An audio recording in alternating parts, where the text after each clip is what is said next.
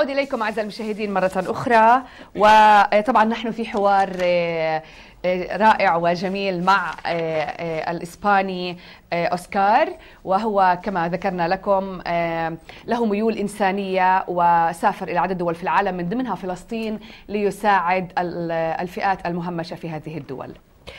طبعا نعود لحوار الحوار مع أوسكار، والسؤال الجديد له هو إيش أكثر الأشياء اللي ألمته في فلسطين كان سببها الاحتلال؟ Okay. So what's the most important thing this time that affects you? Of course, I'm not so affected like the people that lives here, but I feel affected by the walls, by the checkpoints, by the bad treatment. But this is really dangerous for the population. أكثر شيء ألم فلسطين اللي هو العنف.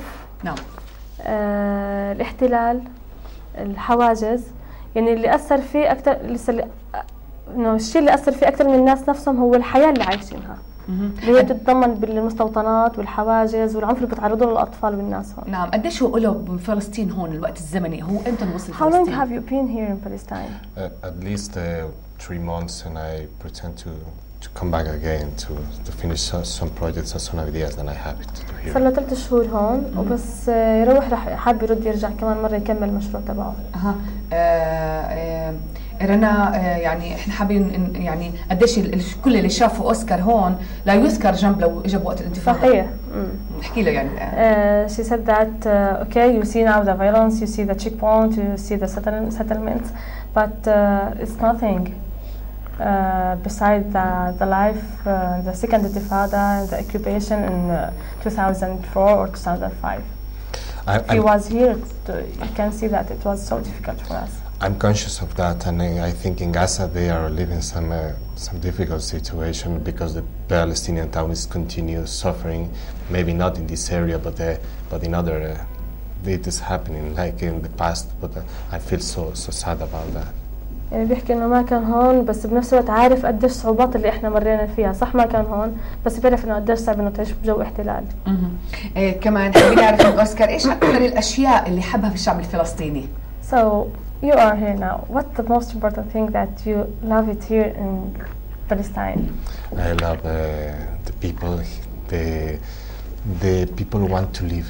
The people want to see the light of a free nation. The people has their ancient traditions, and the people is always smiling, and the kids are always playing like our kids.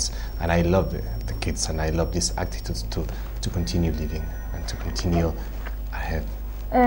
أكتر شيء حبه في الناس إنه بقول لك هون الناس عايشة عشان تعيش. يعني الأطفال بدها تعيش، الناس رغم كل هم فيه، بس إنه يعني دائما بدهم يواصلوا الحياة اللي هم فيها، دائما إنه عندهم مثابرة. أهم شيء عند الناس روح المثابرة حتى تبقى وحتى تعيش. شو اللي شافوا بفلسطين وفاجأوا؟ So you're in Palestine. What's the thing that surprised you? Surprised me that we live. We don't know really the truth. We don't know what are happening. The TV in Spain is lying. Yeah, the TV in all the world is lying. I felt like an ignorant because I really don't know the magnitude, and I really don't know what is happening.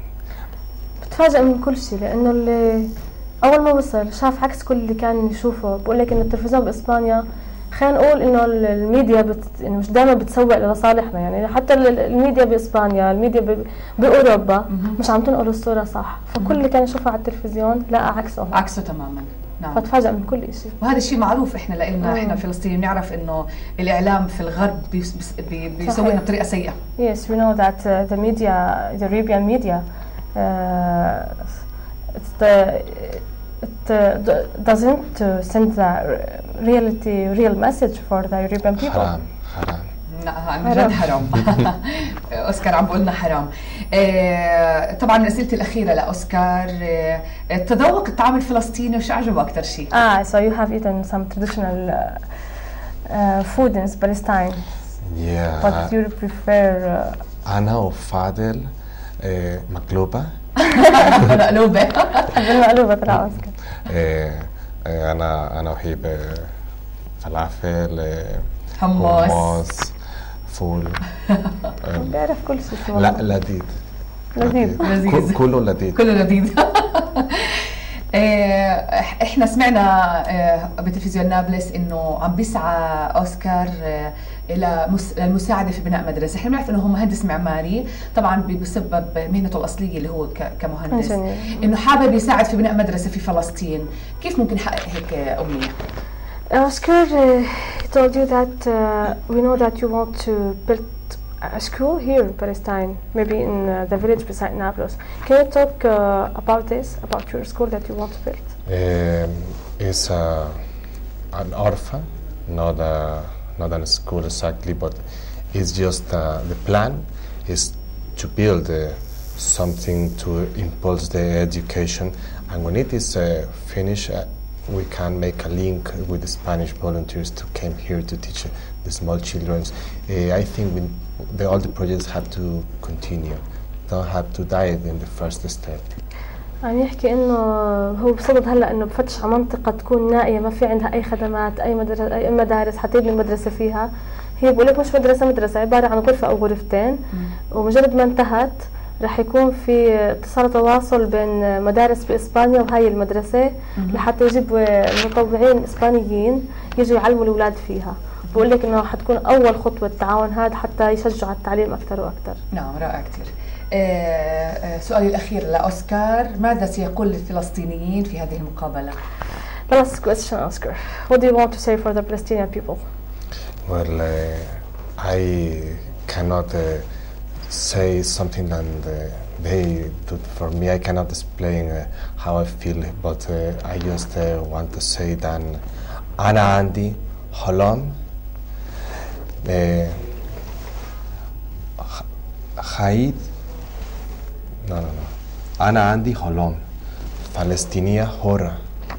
فلسطين حرة. بقول لك انه ما في شيء عنده محدد لحتى يحكي، بس مثل ما فهمنا بالعربي اكيد فهمنا بيحلم عنده حلم انه يشوف فلسطين حرة ان شاء الله. فلسطين حرة ان شاء الله. ان شاء الله. اعزائي المشاهدين نشكر اوسكار فرنانديز فاسكيز، وهو زي ما ذكرنا لكم بهي المقابلة هو مهندس وتحول إلى كاتب إسباني لينقل معاناة الشعوب إلى العالم الغربي. نشكر أيضا معنا المترجمة لأوسكار كانت رنا مناع، وهي منسقة علاقات دولية في جمعية نابلس لتنمية وتطوير المجتمع. شكرا لك يا رنا. شكرا كثير لك وشكرا لأوسكار وشكرا لكل مشاهدينا. شكرا أوسكار لحضورك، وبنتمنى تيجي مرة ثانية على فلسطين. Thank you so much and we hope that you will come again here in Palestine. Of course I do. شكرا كثير. شكرا، أهلا وسهلا فيكم. أعزائي المشاهدين فاصل قصير وننتقل وإياكم إلى باقي